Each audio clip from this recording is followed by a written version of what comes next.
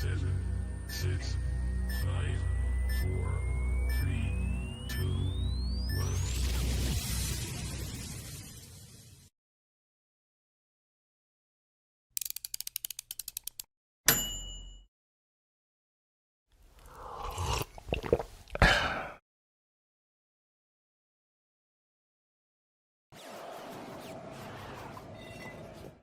Coming soon.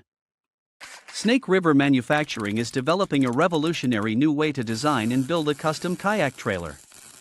This modular design lets you customize your trailer one piece at a time, allowing you to grow as you go. You know, a lot of folks think gorillas can't read. But when the magazine's this good, even I had to subscribe.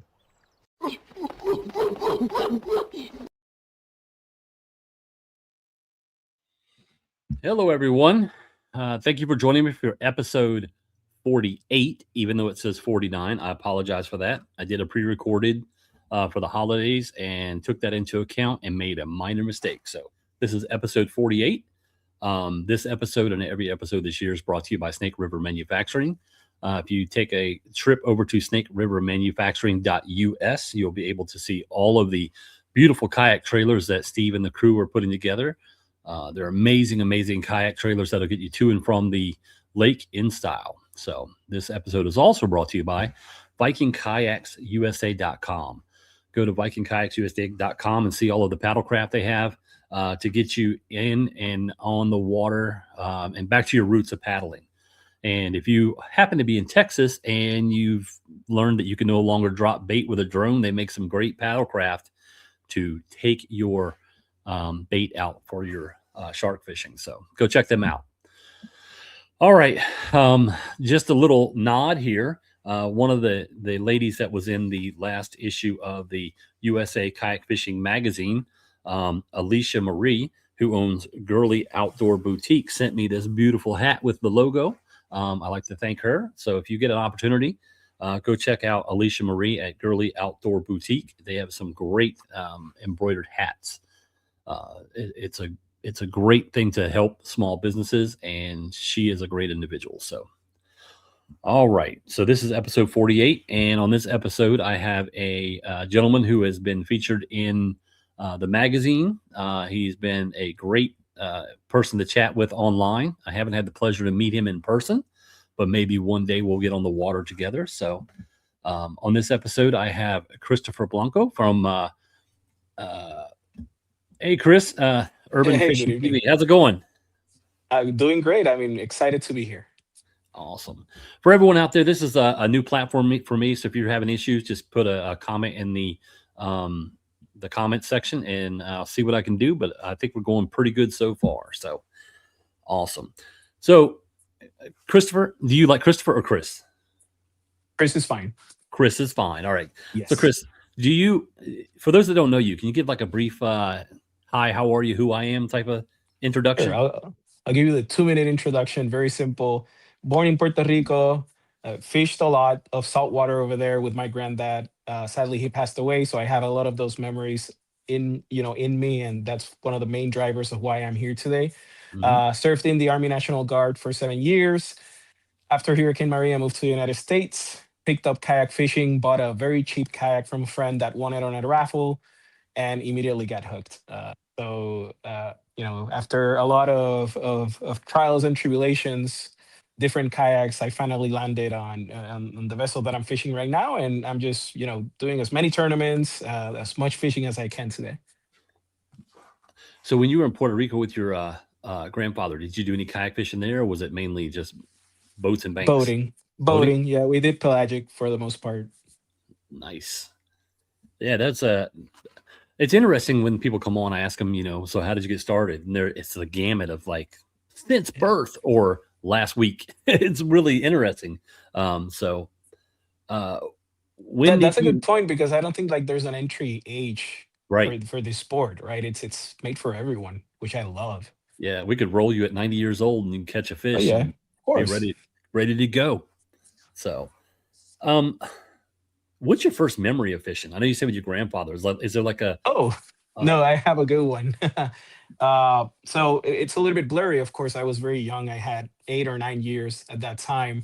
My granddad didn't go into these big marlin tournaments because they were very expensive, but he used to shadow the boats that had the best sonars or radars, right? Hmm. To fish. And we were fishing behind one of those boats. We were trolling, and we hooked a blue marlin. That thing was huge. It had to be over 300 pounds. I'm telling you, it was at least, and blurry again, I might be wrong, but when we hit it with a gaff, we couldn't get it in. I was too little. I couldn't help my Hmm. granddad or my grandfather. And what we did is we put up a rope on one of the edges of the boat. We tied that fish to the rope and we started bringing it back home. And suddenly, this huge hammerhead, Oh, half the size of the marlin, just grabbed into that marlin, started trashing, and just broke the rope. So we lost it. And what was more interesting is the day after, it was a 2-day tournament. So the day after, what happened was that there were radio chatter about a huge marlin in the edge of the water or in the beach. hmm. So there was a beach marlin that was hit by sharks. So we knew it was ours, and everybody was going crazy about it because it was huge. I'll never forget that memory. Says you're an amazing angler. That's my boy. Thank you very much. Yes. Yeah, I love those memories. Sometimes things happen like that, and you try to tell a story, and people just it sounds so far fetched. Oh It's yeah. yeah. There's so many things that can happen out in the wild. So you said you grew up in Puerto Rico. How were you when you came to the states? How old? Yeah. So I've been here 8 years now. I was 34, 34 Okay. years old. Oh, so you've had a lot of time in Puerto Rico. So yeah. Oh yeah, yeah. I Yeah. mean, I didn't. honestly, I didn't even expect moving to the United States because I still had time in service. My goal was to do the 20 years and then retire from the army, Hmm. the reserves, right? But Maria hit us and found a good opportunity. My background is accounting and financial Hmm. planning, so an opportunity opened up here in Florida, and I just had to take it based on what was going on the island, and that's how I ended up here. Yeah. Sometimes those forced relocations are not fun. Yeah. So, but sometimes they work out I won't say the better, but they work out to get you some great opportunities. So, um, what first got you into the competition realm of it? Because I know you say you got your kayak. I mean, were you bitten with the competition bug like right out the gate? I think I owe that to we had a club called the Miami Fishing Club, and in Hmm. reality, we're just friends that were fishing.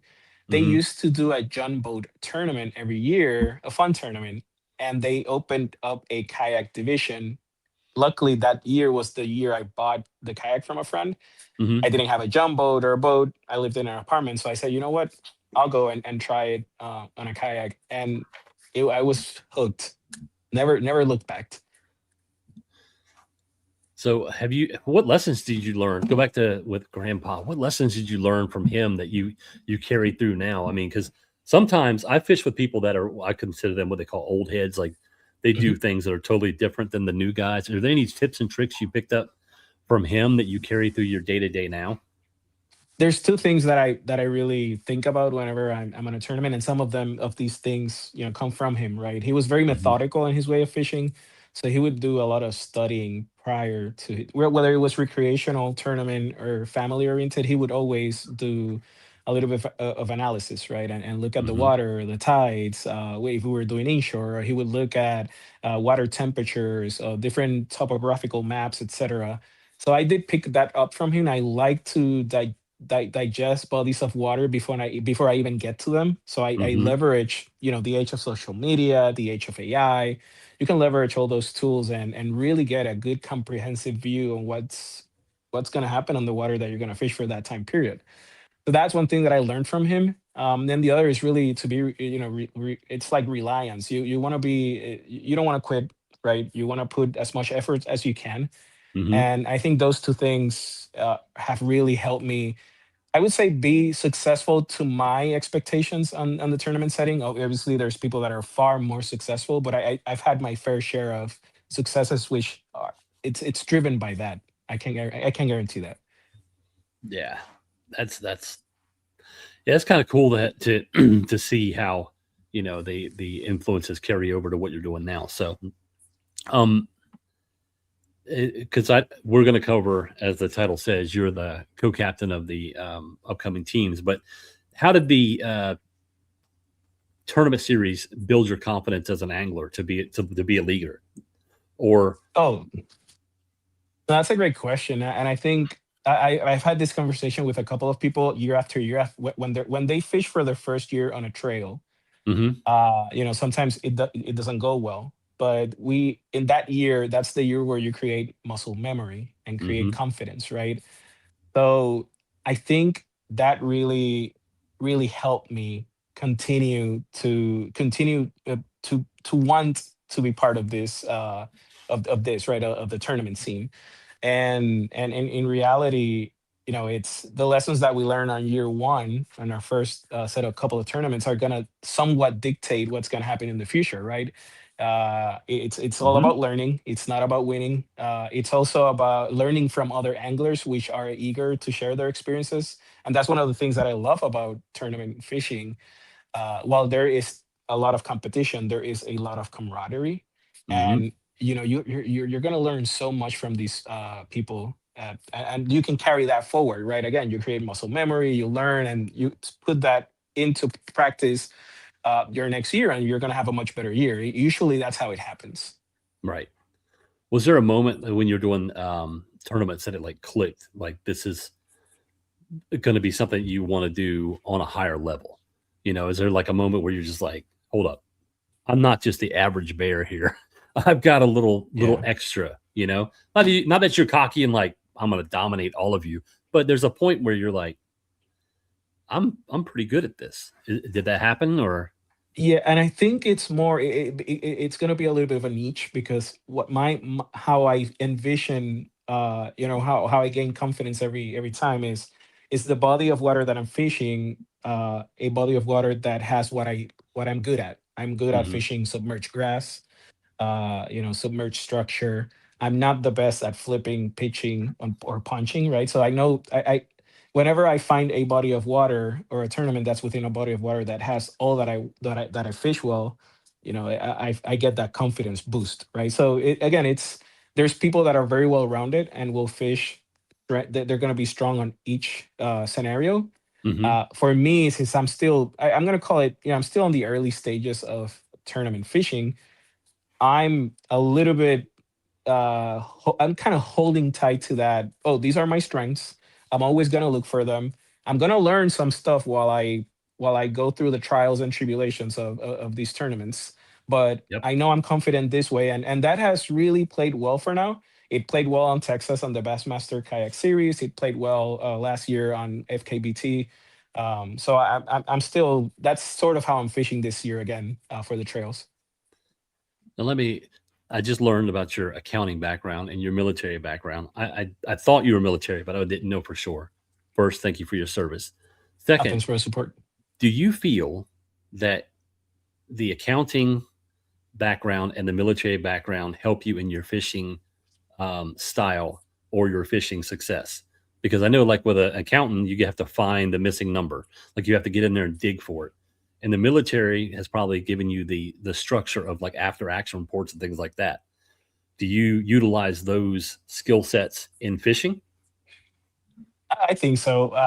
From the accounting, it comes back to being analytical, right? Hmm. I look back at the lake. I try to read map as better as I can with the limited time that I have to invest on them, and I always try to analyze what's going to be my move for tournament day.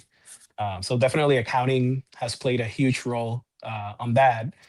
When it comes to military and service, I think it's more of the core values that we have in the army. I Hmm. try to embody those. It doesn't mean I'll always, there's sometimes I'm not maybe might be a little bit too cocky, right? And it happens, and it's not necessarily the way at least I try to value or envision my army values, but Yep. again, I think those are core things that you learn and definitely play a role on your fishing experience. Jupiter Kayak wants your coordinates for your best place to fish, and We'll have a chat. I'll we'll have send a you a chat. message. Yeah. His Venmo is no.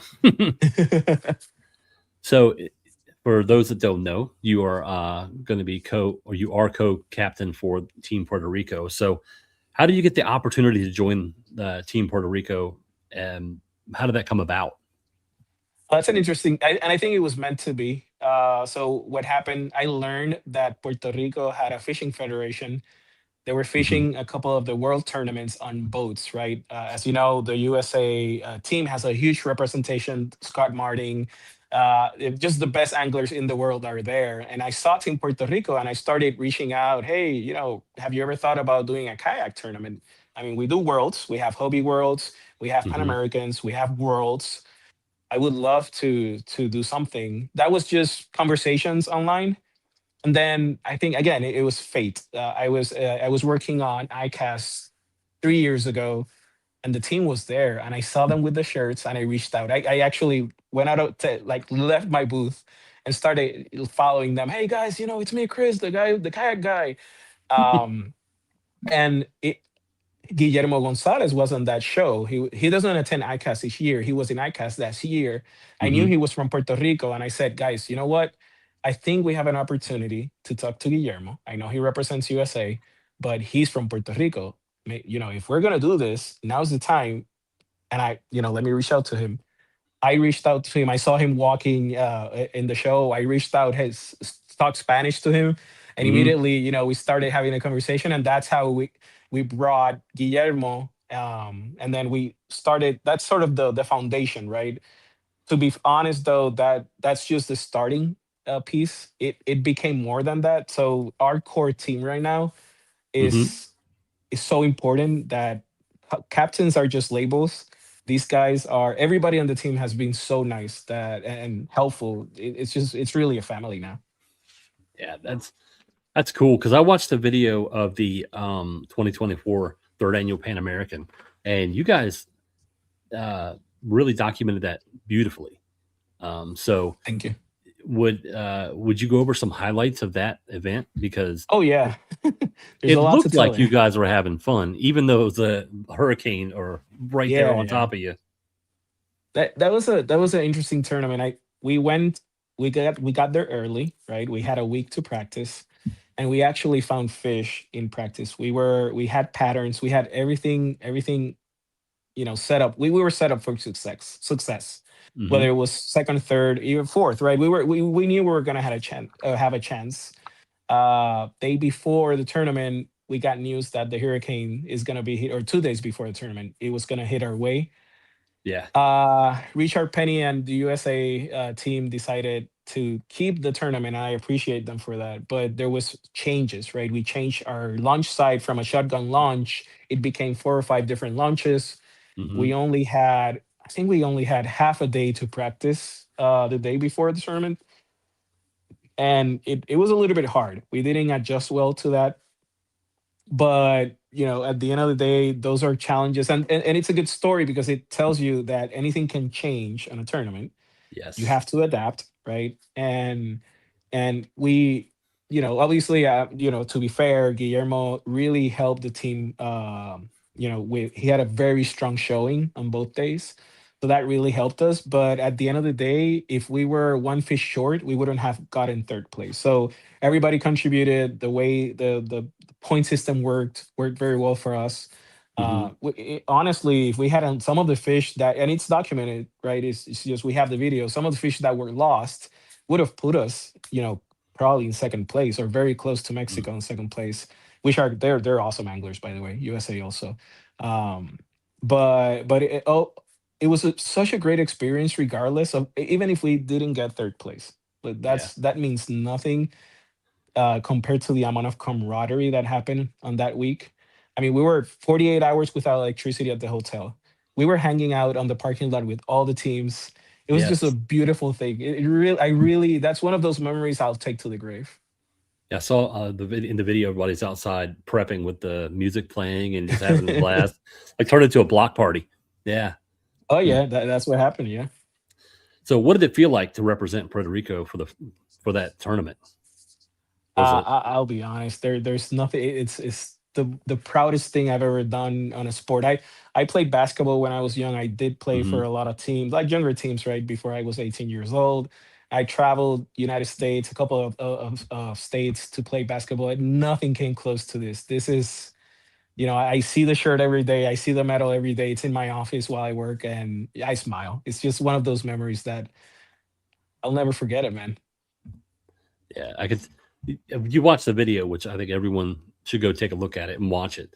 But you could see, eh, it's almost like the proud dad moment. Everybody there is just elated to be part of it. So that was cool to watch. So I can imagine what it's like to experience it. So And um, to your point, now that you say that, keep in mind that USA, for all the folks in USA, they usually have open trials for the team, right? So if mhm, you ever see that there's one around you, well, even if it's saltwater and you don't fish saltwater, it's a good time to learn. If you feel that you could do it, I would encourage you to do it. It's just one of those experiences that will never leave your soul. It's there forever.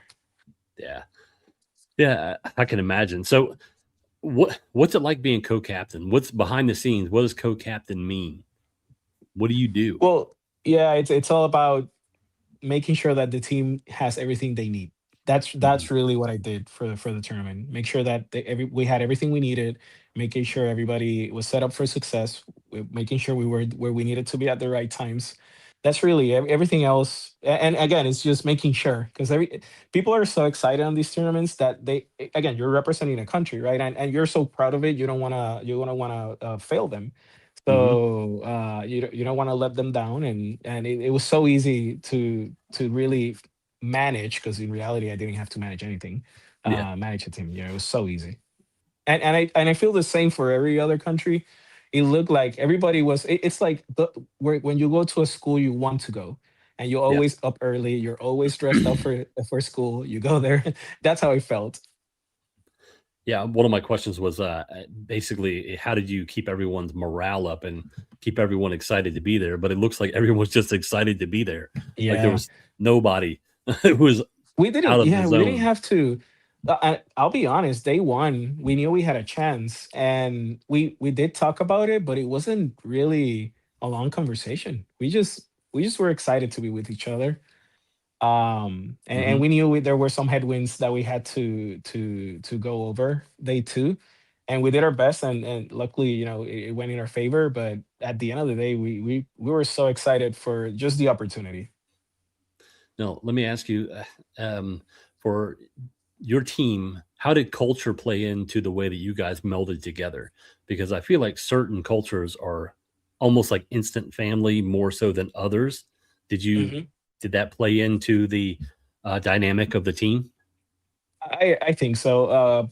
Puerto Ricans a little bit more. We're more we're party Mhm, people. We like to hang out, to talk. We're chatty, and I think those things did play a role on how easy it was for us to quickly get up and go. Right. mhm, I tell you right now that I had not met 90% of the people on the team before we were at the event, and mhm. immediately it felt like we've known each other for so long, just because we had, whether it's WhatsApp, Instagram, or whatever, we were always chatting, right, and having conversations not even related to the tournament. So Yeah, from our perspective, our culture is so, again, chatty. We like to have conversations with people, so it was super easy for us. yeah. Uh, I could see that because I grew up in a like a country bumpkin area.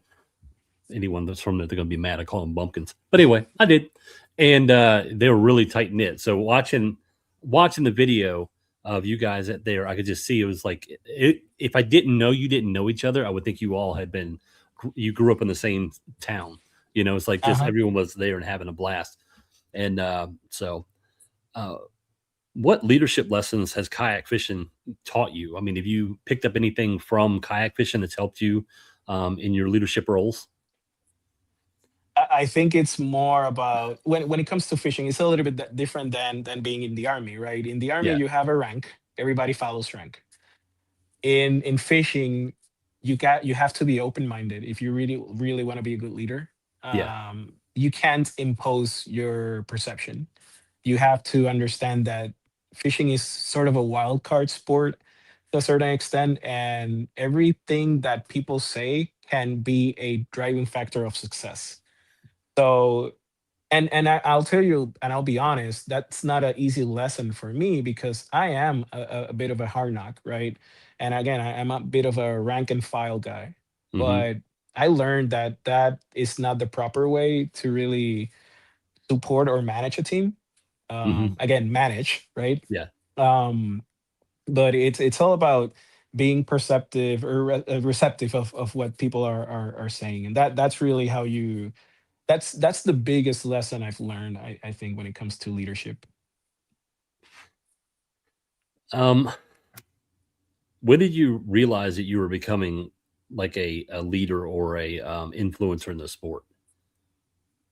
Oh, Was that's there? a tough question because I don't even believe it now. Look, I'll be honest. The reason I do this is because I leave a legacy. I want to leave a Hmm. memory of what I loved for my daughter.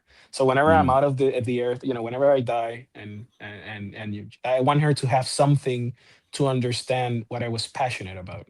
It's all about passion. I Mm. want to show her that if you're passionate about something, you do it. You go out, do it, and that for me, that's what I do. Luckily, within that process, I've had the opportunity to be sort of an influencer of some products here or there, or be a leader. Again, those are things that are part of those memories. Hopefully my daughter picks up the ones that really matter. Influencing doesn't matter at the end of the day. That's just us trying to get some money back from all the investment that we do here, right? At the end of the day, for me, it's again, hopefully when I leave the earth, my daughter will have something that will tell her, hey, you know what, my dad loved this and he pursued it. Even if if he wasn't successful as others, he did it and he never stopped. That's what I want her to have when I'm not here anymore. Yeah, that the legacy seems to be a driving force in a lot of people. So Yeah. you're on your path to some people that are, maybe considered upper level than you, but I don't. I think everybody's on the same field. So you're on Team NewCanoe, correct? Yes, sir. Awesome. So how did the relationship between you and NewCanoe come about? What got you into a NewCanoe? What got me? Well, it's all an iCast. Also, iCast is one of Hmm. those shows where you are able to make relationships that you'll never make anywhere else. Reason being, you're upfront with the owners of the companies. You can, first impressions matter, and it's not about the first impression I made to them. It's the first impression they made to me. Right? They Hmm. were very nice to us on the booth, and I've always liked the design. I know Guillermo uses a new canoe, and some other people that I follow use them. I used to be an Old Town guy, and I had a native also. But something about those kayaks I liked, and I reached out to them, for being honest, sake of being Hmm. honest. Here, I reached out to them and say, hey, you know what? I want to be part of the team. This is what I can do for you guys. This is what I do, what I love to do, and luckily that door open, and it's actually been growing and growing throughout the last couple of years. So I think the learning or the lesson there is, try to take advantage of opportunities where you can reach out to ownership and, let Hmm. them know who you are. Don't be afraid to ask for anything. The only thing the worst thing that can happen is a no. No is not the end of the world. And I've heard a lot of no's. Yeah, So, that's that's true. I mhm, get no's all the time, mostly from yep. my wife. Well, me too. I love you. So what makes their boats fit your fishing style? Because I use a Oh, New Canoe Unlimited myself. So yeah, I'll tell you, I do have a level of ADHD.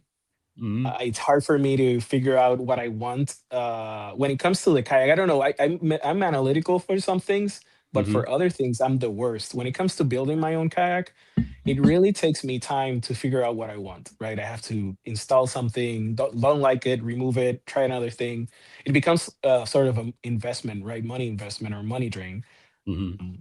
But with the new canoe, to their name, you really have unlimited options when it comes to rigging the vessel, and that's really the main driving force behind me using that kayak. It's really the many things I can do with it without having to spend more money.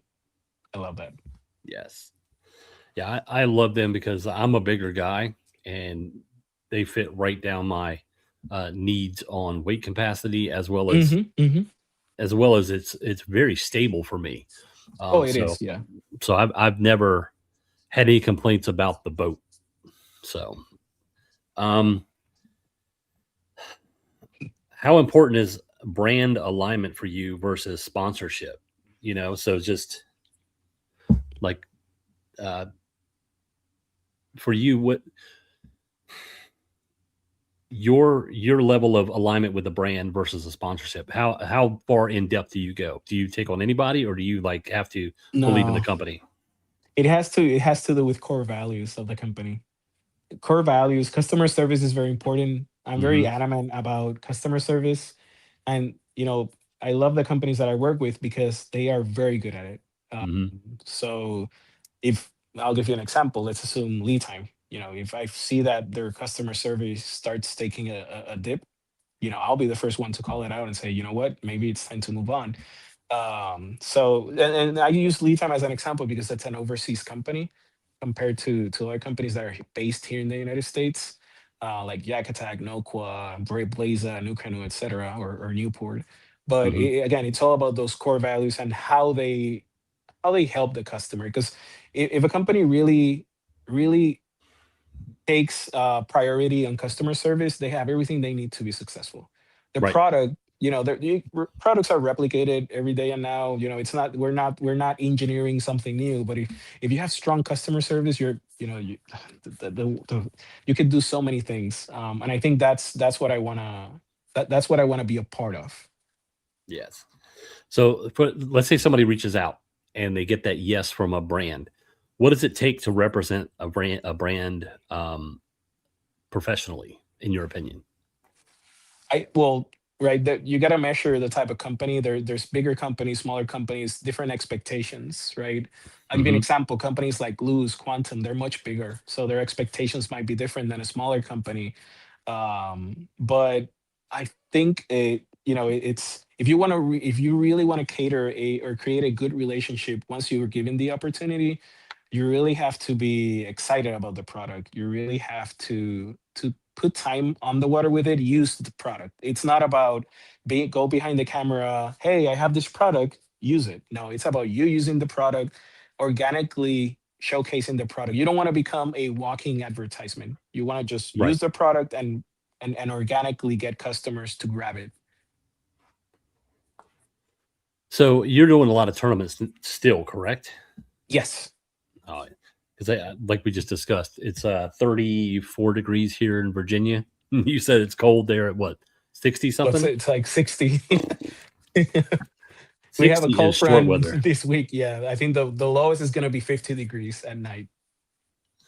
So what does your pre-tournament prep look like? What's your go-to for pre-tournament prep? Well, last year I used to take the Friday before the tournament off and Hmm. pre-fish, sleep at the ramp, and then fish. Right. So I think that was the better way. This year it's a little bit different. I've had more family activities that haven't allowed me to do that. Hmm. So this year I'm trying to have everything. I do pre-fish, not as often. But once I pre-fish, I try to put on paper what worked, right?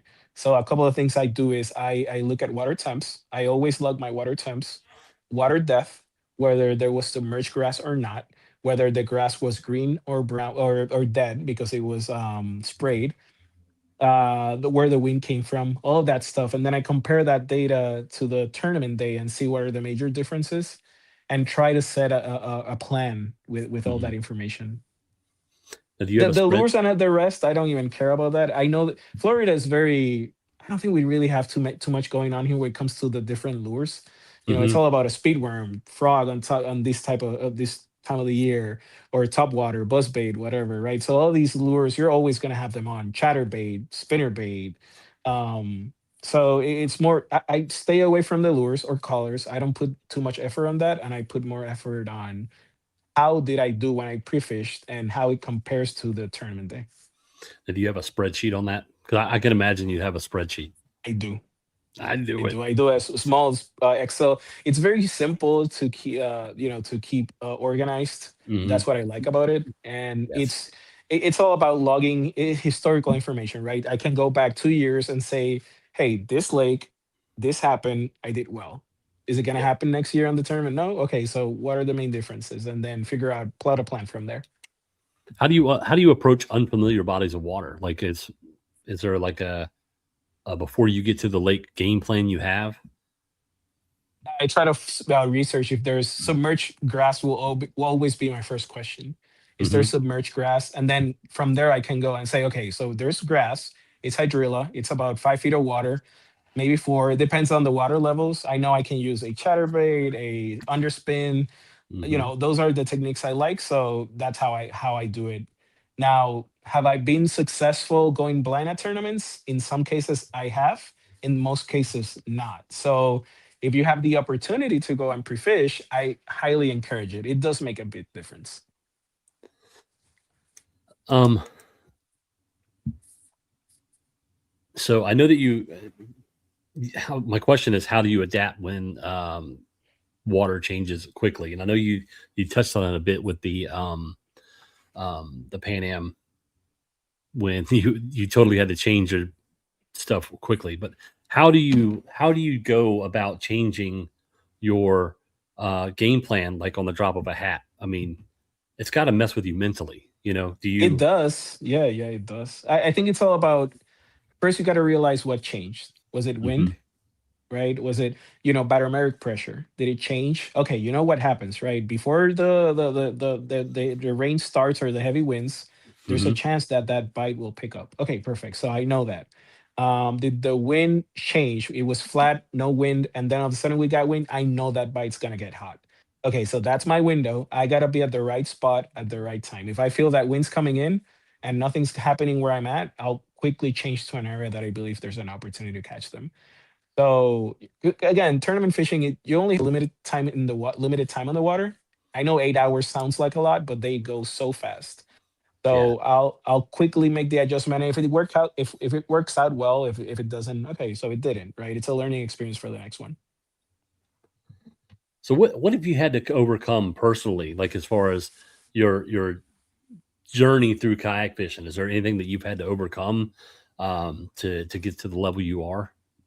Oh, I'll be very, very honest. The financial burden, it Hmm. sometimes, in my home, it's I'm the only income at my property, right, or my house, family.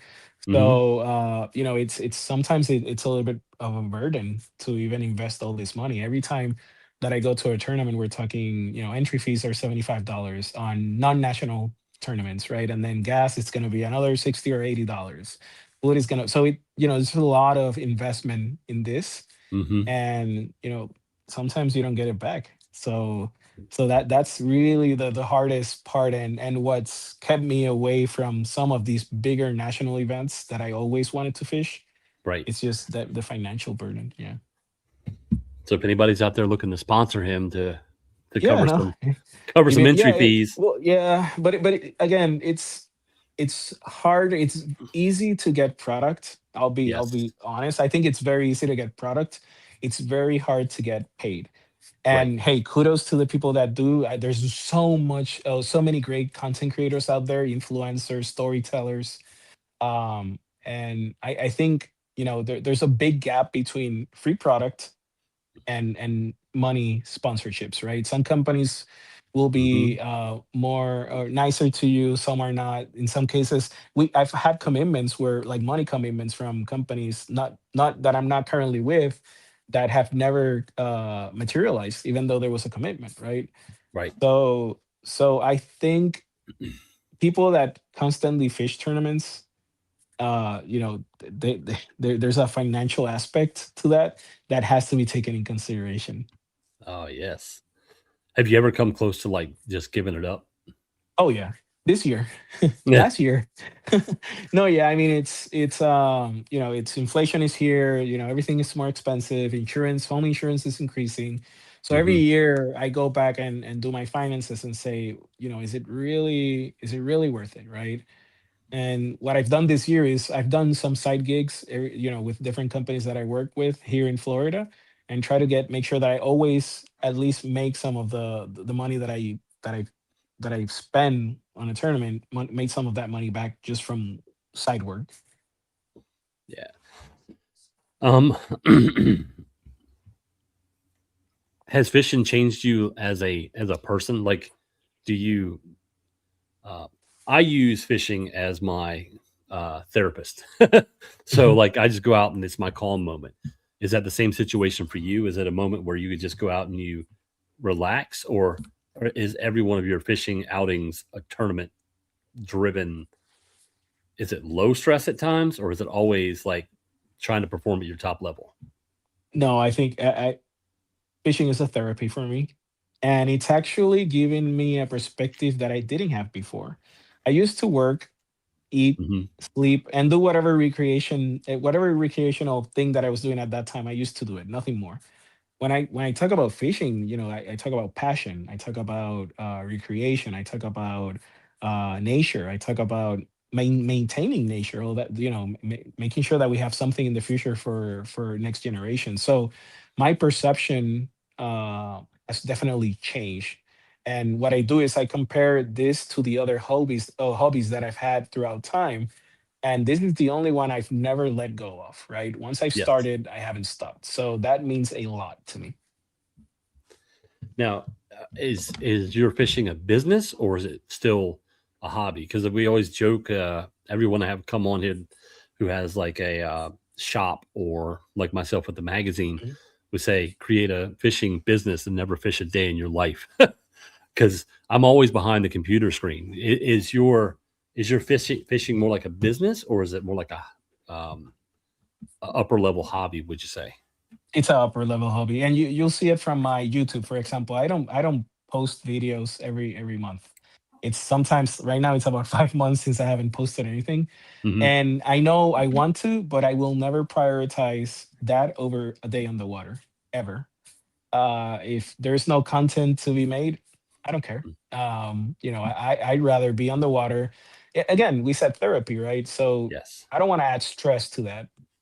I do what I can, and look, I've been lucky and blessed with some opportunities here and there, but I'll never, never, never put a priority on work when it comes to fishing over the love for fishing. It will always be my first priority. Beautiful. So with the Pan Am experience, do you still communicate with the majority of the people that were on your team? Oh yeah, all the time. Yeah. We have our chat. We talk all the time. We do more than that, right? So we did Bassmaster in Texas. Most of the team Hmm. was there in Hemphill. We are doing Kissimmee, Bassmasters Kissimmee. I think we're doing two additional tournaments for Bassmasters this year, and the whole team would like to be there. So we fish often. So we were talking before. You not only do bass tournaments, you do saltwater as well, correct? Yes. Yeah. So what's your boat for the saltwater series? For saltwater, I'm using a unlimited 10, so a smaller boat. Reason being, I want to be able to get into the backwaters. I Hmm. live near the Everglades. I want to drag that kayak, destroy it, make it look as ugly as possible without having to worry about my back. And Right. with the U10, you have sort of that balance. It only weighs 70 pounds the hull, so you Hmm. can drag it. And again, it does run very shallow.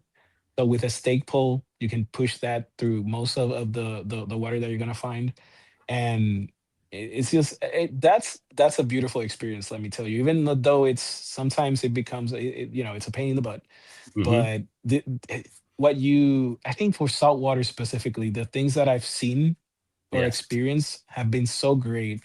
Just being in the Everglades, right? It's such a Hmm. beautiful fishery. Now, are you like sight fishing redfish? Yeah, yeah. For Yeah. for now, this time of the year, right, when we have these low tides, we're gonna be sight fishing for reds. Yeah. That's an interesting thing when you see the tail just coming through Oh, the that's the top of the most reeds. beautiful. It's an experience that every saltwater angler should experience at least once. Yes. Let me put this in there. I'm going to try this for the first time tonight, everyone. So this hashtag here, if you comment this hashtag Team PR, you'll be entered in the drawing for the line cutters, scissors, and I'm going to throw in a pack of game changer baits. So There's not a lot of You're people in making here. you're making me want to participate. What's going Do on? it. Throw it in there. Nah, I'm kidding. I'm kidding. But It's those are not. some very neat prices. I love that. Yeah. So, yeah, I think red fishing is really really cool. Have you ever caught any on top water, like with a Oh spook? yeah, all Yeah, the time. My it's my crazy. PB came from top water. Yeah. Yeah, it's crazy. Their face is down, so they got to like Mhm. come up and What head happens is slam it. they tend to hit it a lot. So I cut a 31-inch red, Hmm. and in the video you'll see it how it hits it at least 8 or 7 times until it finally gets hooked. There we go. Sweet. We have people. We have entries coming in, so it's working. I'm Awesome. excited. I'm excited. I'm like we were talking before. I'm a tech guy. I've got, and I've shown this before. I've got my camera rig I bought. I bought this for a trip to South Carolina that I got it snowed in for and never got to use. So that's a extra pieces laying around. So like we were talking about your YouTube channel. What camera do you use for your YouTube channel? What kind of gear do you use So for that? I'll give you guys the juice. The best camera out there if you want to create content. It's not an action camera. I know people are gonna blast me for that, but it's the DJI Pocket the 3. Hmm. That thing is a that camera is beautiful. It's compact. It shoots quality video, cinematic video, slow motion. It does everything you need. Now, obviously, it's not an action camera, so it's not watertight or water sealed. So you got to be careful. So I use a combination of both. I use a DJI Hmm. Action. I just changed from GoPro to DJI, Yes. and I use the Pocket 3. That's what I use in the water mostly. Yeah, I've had the Pocket. I love that for Oh, I love that thing. doing video, just literally from your pocket, and you're ready to roll. Yep. It's a 3. Is that the one that's got the turn monitor on the back? Yep. Yeah. So that mine didn't have. Mine just had a little itty bitty screen that you could see stick figures in when I had Gotcha. mine. So I think that's one of the best, if not the best investment out there. mhm. With the limitation of on the water, what can you do with it on the water? I use it on the water all the time, even when it rains. I'm not suggesting you do it because it's an expensive piece of equipment, but Yes. the amount of things. Look, people are now using the 360 cameras. I own one. I don't like it that much compared to the Pocket. It's just that good of a camera. Right. Huge sensor for the small camera also, so a lot of bokeh blur on the background if you're close enough to the Yep. target, right? So I like that. Yeah, I love my 360 just because on my NewCanoe I have the casting bar and I Hmm. mount it Hmm. right in front of me. So I have it right there, all my controls at my fingertips. So I can batteries, cards, just like right Gotcha. here. If it were in the back up in the sky, I may not like it because I have to fish it up and down. So Hmm. um, I saw a video of your walkthrough of your kayak and your installation of some of the electronics for your unlimited. Do you currently use forward facing sonar? I do Yeah. on my U12. I do. I don't love it, but I do. Mm. Yeah. Now let me ask It you, what's the learning curve of picking things out? Did you pick up on it really quickly, or did it take a while to determine what you were seeing? I picked up on perspective mode much quicker than forward facing Hmm. mode. I don't like forward that much. But again, I haven't put up the time to really learn it. My biggest challenge is differentiate what type of fish I'm seeing. With perspective mode, I think I've have a better gist of the type of fish that I'm seeing. You can see their tail and Hmm. how slowly they swim, how fast. I like that. I really enjoy that, and I've caught a ton of fish on perspective. When I compare it to forward facing, they're not even close. Yeah. But I think there's a steep learning curve, and it takes time. I had forward facing sonar for probably 6 months, and I was finding that I was spending most of my time trying to learn how to use it instead of just having Mhm. fun fishing. And the best moment for me was I was scanning, looking at the screen, and I was like, "Oh, there's a tree. I can see it's a tree. I can see. Oh, I looked up, and the tree was out of the water in front of me. I could have just looked straight ahead and seen the tree, but it was just one of those I'm done moments. My daughter wanted to say hello. Hello, She's been wanting to be in camera for quite a while. is she the editor? Well, there's a big surprise. She will be my editor at some point next year. She's just very skillful when it comes to editing and drawing. Oh, So nice. I think she's gonna become a very big part of my channel coming in the next year or 2 years. Yeah, Oh, I and look love at that. My puppy now also wants to say hello. Let me see if we everyone. can get her here. Let's see if we can get Luna here. She wants to say hello. Well, Oh, yeah. There you go. Hi. Yeah, everybody came in at the room at the same time. my father says hi. My fear is he's going to win this Hey. drawing. Yeah, so that's cool. Because my both of my kids, neither one of them wanted to do anything with YouTube or editing or anything like that. They wanted to ride bikes and uh, do Boy Scouts. So if she's going to be an editor for you, that's going to be amazing. Because what's weird is, but not so weird, they have the ability to do things way quicker than we do, and Oh, yeah. sometimes a little bit more catchy. Oh, yeah, no, I agree. She picked up Procreate so fast. Hmm. Where it took me months. In a week she would do what it took me like 3 months to do. So Mm, yeah, I know kids have just they're sponges. They absorb everything. And you know yeah. what? I made the decision that she's gonna be part of this team very soon. Heck yeah, that's awesome. Yeah, if I get my kids to play, I'll be the guy 90 years old being rolled down to the water when they're like, "Hey, maybe I should start editing." So And she likes fishing. She's fished with me on the NewCanoe. We've caught peacock bass. We have a good lake near our house, nice. and she enjoys it. So hopefully that becomes a dad and daughter thing in the near future. You're gonna start videoing for her and editing for her. Hey, no, I would be so proud of that. So hey, Yeah, come here, do it. Whatever, if she wants to do it, I'll enable it and I'll help her as much as she can, as I can. I'm sorry.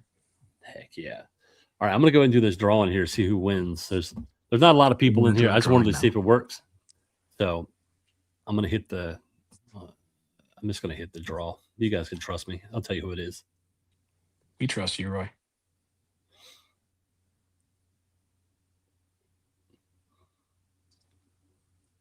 All right. All right, got it. All right. Oh, there you go, Yep. man. Yep. Perfect. So if you shoot me a message Congrats, or brother. yeah, I'll put an email in here.